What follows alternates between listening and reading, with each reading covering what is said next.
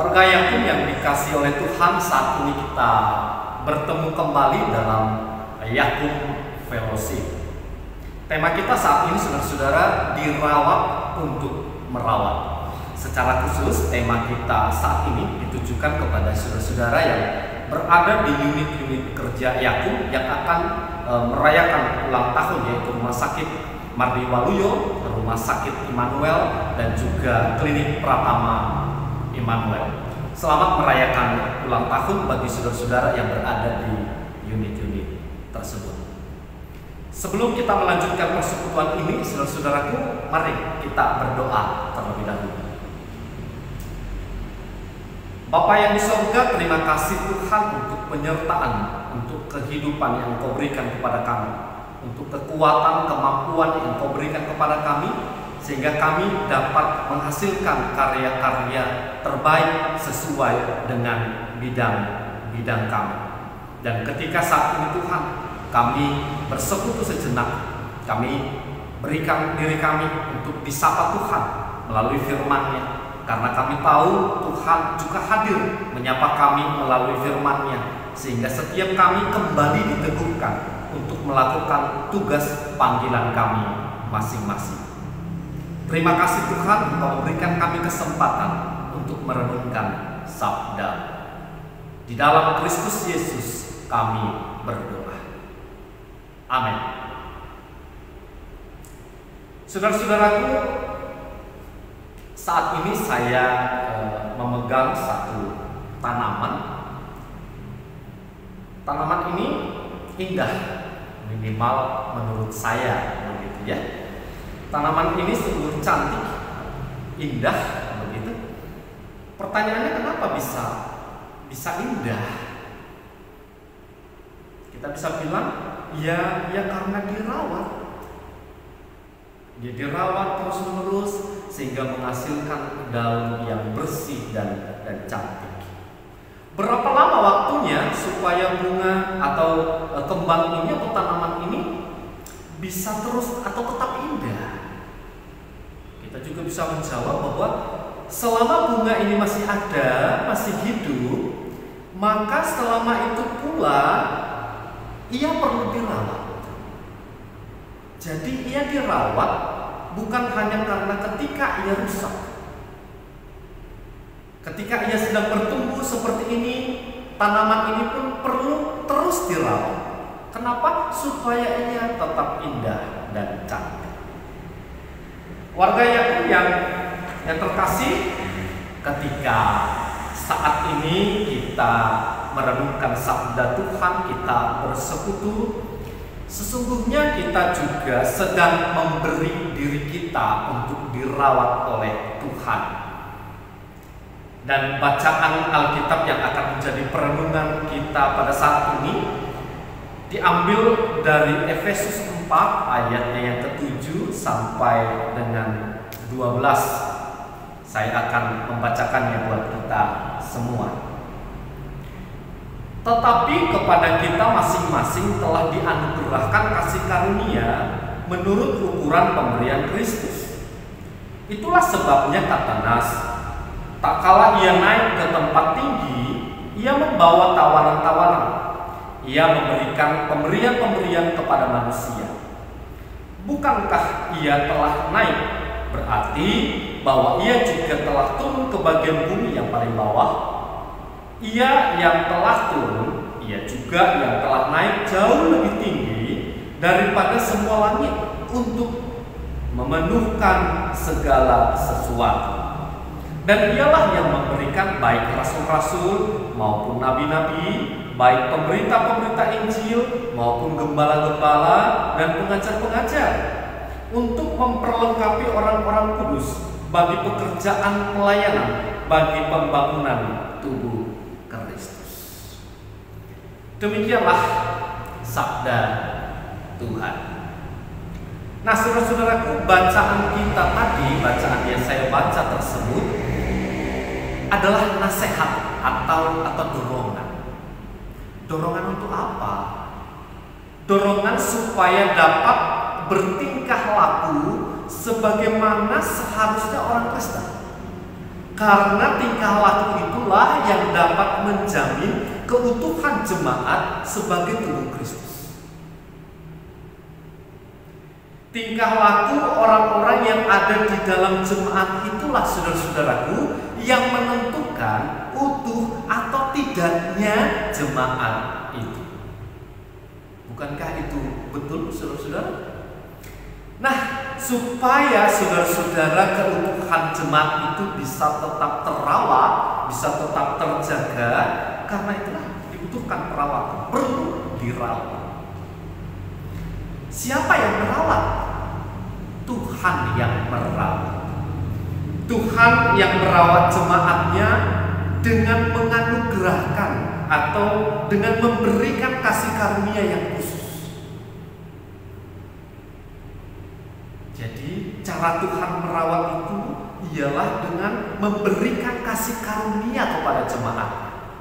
Kasih karunia yang khusus itu adalah berupa kemampuan untuk bekerja sesuai peranan dan tugasnya masing-masing.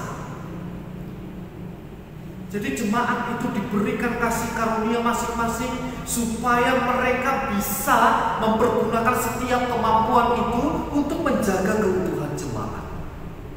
Jadi kalau ditanya kenapa kasih karunia itu harus khusus, karena memang akan dipergunakan untuk keutuhan jemaat. Jadi saudara-saudaraku, tujuan dari pemberian kasih karunia atau bisa kita sebut kemampuan itu bukan untuk memperlemah keutuhan tubuh atau jemaat, melainkan untuk memperkuatkannya atau menjadikannya kuat dan utuh. Atau dengan kata lain, saudara-saudara, di tengah kelemahannya jemaat itu diperhatikan oleh Tuhan, disayang oleh Tuhan dengan memberi kasih karunia kepada masing-masing orang, sehingga mereka punya kemampuan untuk membuat jemaat itu tetap bersatu dan utuh. Ketika mereka bisa mempergunakan kemampuan itu untuk menjaga keutuhan jemaat itu, mereka bisa mempergunakan talenta-talenta mereka untuk membuat jemaat itu utuh. Sesungguhnya jemaat itu telah menghargai pemberian Tuhan, dan sesungguhnya mereka telah memuliakan Tuhan melalui sikap hidupnya. Warga Yakub yang terkasih, bagaimana dengan kita? Apakah saudara juga percaya bahwa setiap kita, bahwa saudara-saudara juga diberikan anugerah kasih karunia dari Tuhan? Jika saudara percaya, maka pemberian itu, kasih karunia itu sesungguhnya berasal dari Allah untuk menolong saudara, untuk menolong saya, untuk menolong kita, untuk menjalani hidup ini, untuk menolong kita melakukan pekerjaan-pekerjaan kita, sehingga apa yang kita lakukan sesuai dengan kehendak Tuhan. Menolong kita untuk menjaga dan merawat keutuhan komunitas kita. Menolong kita sehingga kita mampu mengabdikan atau mendedikasikan diri kita untuk merawat orang lain. Kita diberi kemampuan oleh Allah supaya kita bisa mempergunakannya untuk memuliakan nama Tuhan. Itu artinya, saudara-saudaraku, bahwa kita dirawat oleh Allah adalah supaya kita, hidup kita terpelihara, terjaga, terawat, sekaligus supaya kita bisa merawat orang lain. Nah, saya kira kesadaran akan kasih karunia dan pemeliharaan Tuhan yang seperti itu sangat penting untuk senantiasa kita ingat. Sebab saudaraku, kesadaran yang seperti itulah yang memanggil kita untuk merawat orang lain. Kesadaran akan kasih karunia itulah yang membuat kita terpanggil untuk menyatakan kasih dalam setiap tindakan kita untuk merawat orang lain. Dan pada saat ini, saudaraku, ketika kita berbicara tentang kasih karunia, kemampuan, karya, pada saat ini kita diingatkan kembali bahwa kesadaran akan kasih karunia dan panggilan itu juga telah dinyatakan oleh unit-unit kerja Yakub. Salah satunya adalah Rumah Sakit Mardi Waluyo di Lampung, yang menjadikan tonggak awal berdirinya adalah kasih karunia, kemampuan, yaitu ketika anak-anak Tuhan yang dikaruniai kemampuan itu terpanggil untuk melayani masyarakat transmigran yang rata-rata kurang mampu untuk mendapatkan pelayanan kesehatan, baik jasmani maupun rohani. Sehingga sampai saat ini saudara-saudara bisa terus berkarya untuk menyatakan kasih Tuhan, untuk merawat orang lain, karena demikianlah panggilan kita. Semoga kesadaran itu akan selalu menghiasi kehidupan saudara, sehingga saudara terus berusaha menjadikan kesadaran itu sebagai landasan komitmen untuk saling merawat. Saya teringat saudara-saudara satu ayat dari 2 Korintus 6 ayat 1 yang berbunyi, sebagai teman-teman sekerja, kami menasihatkan kamu supaya kamu jangan membuat menjadi sia-sia kasih karunia Allah yang telah kamu terima.